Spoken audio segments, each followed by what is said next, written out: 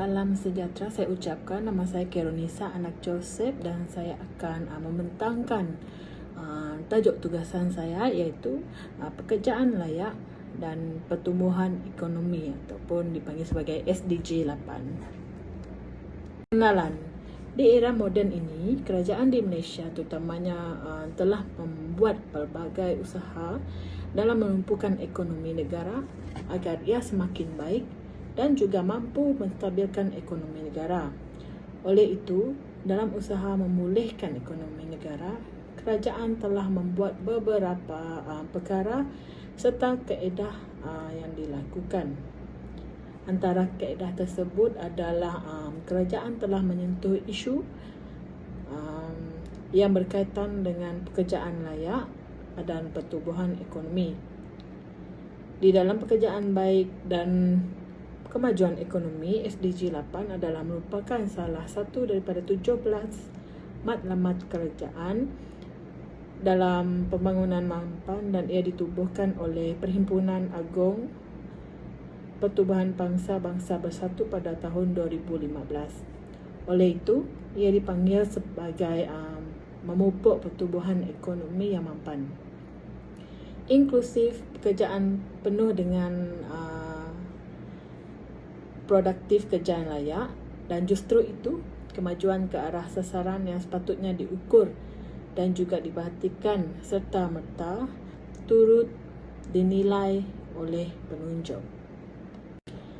Seterusnya, dalam tujuan pekerjaan layak dan pertumbuhan ekonomi iaitu SDG 18, tenaga kerja adalah merupakan orang yang bekerja dan sememangnya ia memberi sumbangan yang baik terhadap ekonomi negara, terutamanya di Malaysia yang kini kian bilangnya penduduk yang semakin bertambah. Di dalam sebuah negara juga, tenaga kerja adalah merupakan salah satu peranan yang penting kerana semakin banyak peluang pekerjaan, semakin banyak juga kegiatan ekonomi yang dapat dilakukan. Oleh itu, terdapat strategi dalam menstabilkan ekonomi. Yang pertama adalah proses transformasi dalam sektor perkhidmatan. Sektor ini adalah merupakan pemacu utama dalam pertumbuhan ekonomi kerana ia berpandukan dengan pelbagai pelan pembangunan. Sehubungan dengan itu, ia memberi inisiatif dan memberi tumpuan utama dalam peningkatan daya saing ataupun keupayaan yang produktif dalam sektor perkhidmatan serta wujudnya peluang pekerjaan yang bergaji tinggi. Yang kedua adalah mengukuhkan sektor pembuatan.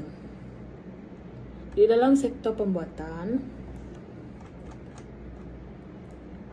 ia merupakan satu langkah yang menjana ekonomi negara dan hal ini membuatkan sektor ini diberikan fokus ke arah mengeluarkan sesuatu produk yang lebih ke arah nilai yang tinggi permintaannya, dan oleh yang demikian sektor perusahaan amatlah digalakkan dalam meningkatkan produktiviti serta memperluaskan lagi inovasi dan melaksanakan pengeluarannya dengan lebih mampan.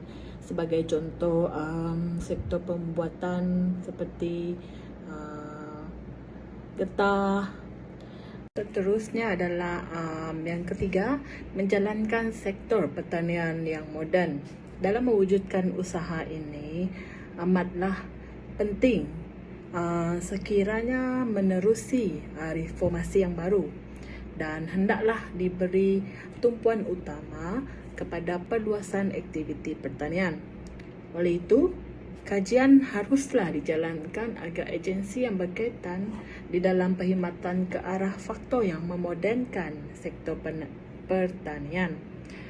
Antara inisiatif yang dilaksanakan adalah dengan mengurus permintaan dan juga penawaran makanan ataupun membangunkan input alternatif bagi mengurangkan kebergantungan kepada makanan yang diimport.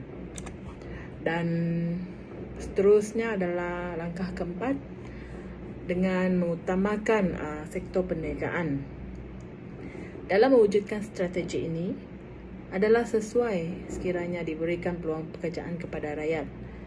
Dengan pendekatan ini adalah mudah kerana ianya tersusun dan juga strategik dalam mereformasikan tabir urus dan juga mengurangkan kos kawal selia, dan yang penting meningkatkan daya saing.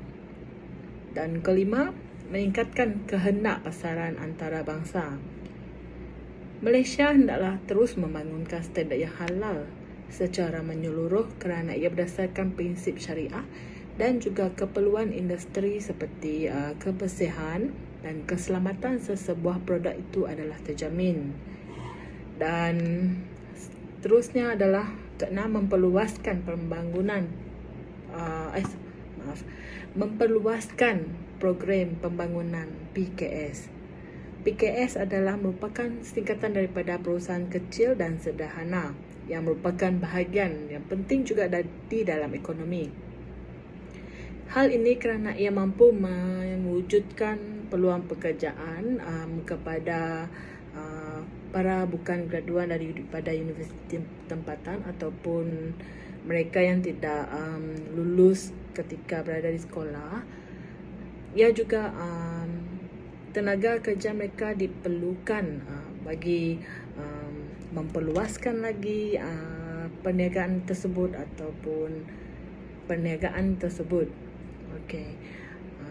Kerana secara amnya kejayaan pelaksanaan ini serta pelan perancangan jika dilakukan dengan baik, ia secara automatik menjadikan sebagai sifat dinamik kerana mampu mencapai aspirasi di dalam menjadikan negara Malaysia sebagai negara yang maju. Seterusnya adalah cabaran. Di mana-mana akan adanya cabaran. Dalam usaha mewujudkan kestabilan ekonomi, akan ada cabarannya tersendiri, iaitu yang pertama adalah wujudnya isu mismatch. Isu ini sudah semestinya belum lagi menemui jalan penyelesaiannya kerana berlaku daripada para graduan pelajar Malaysia adalah tidak sama alirannya dengan bidang yang dipelajari oleh mereka. Besar kemungkinan bahawa mereka akan menjadi penganggur dan sukar mendapatkan peluang pekerjaan. Dan seterusnya, nombor 2 adalah kesan pandemik COVID-19.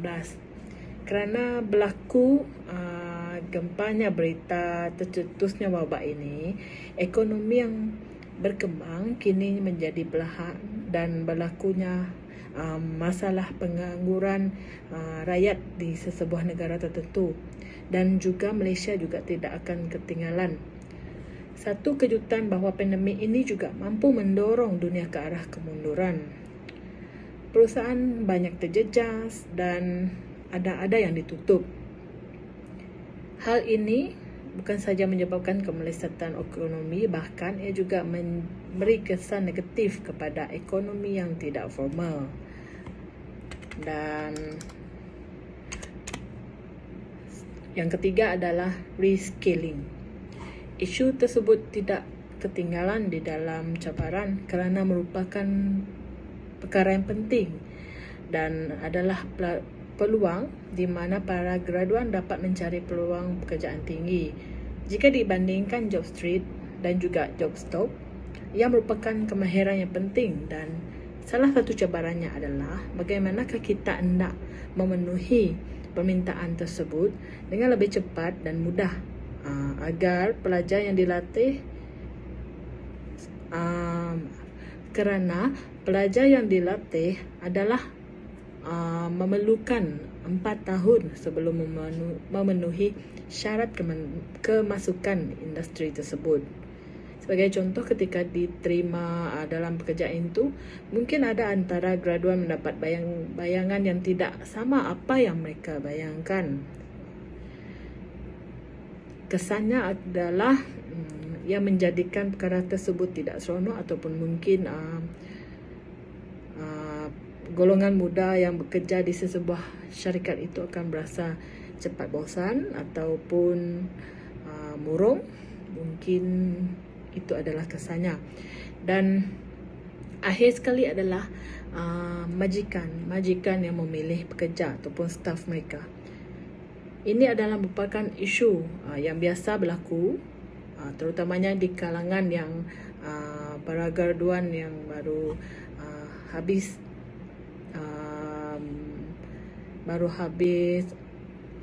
menyambung pelajaran mereka dan hendak mencari pekerjaan yang baru.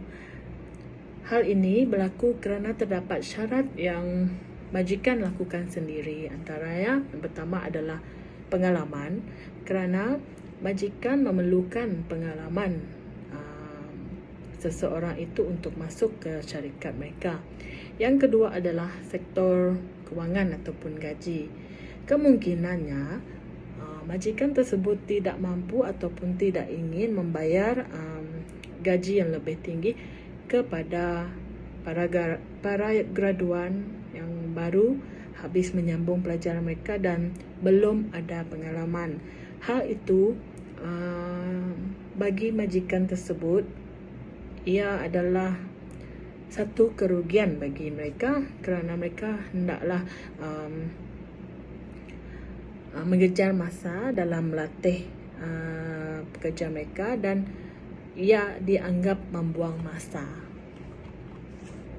Sebagai kesimpulannya, dalam usaha menstabilkan pertumbuhan ekonomi yang kukuh, golongan muda pada masa kini sepatutnya lebih berfokuskan usaha dalam melakukan dan membuat lebih banyak kajian mengenai 17 tema ini, iaitu sudah semestinya SDG 8 kerana mereka adalah golongan penapis masa hadapan. Selain itu, pihak masyarakat dan kerajaan tempatan hendaklah berusaha lebih keras lagi dan adalah digalakkan untuk membuat aktiviti perniagaan walaupun ianya secara kecil-kecilan, dan juga menjalankan kegiatan ekspor yang tinggi. Bukan sahaja kualiti tetapi kuantiti adalah merupakan perkara penting untuk kita menarik minat pelabur luar ataupun pembeli barangan dari Malaysia, dari negara yang maju. Contohnya seperti itu. Dan seterusnya untuk golongan petani juga adalah lebih baik mereka untuk mengajari golongan muda untuk mempelajari aktiviti seperti ini, kerana di dalam ekonomi tersebut itu hendaklah bersifat saling melengkapi ataupun ada pro and kontra. Sekian, terima kasih.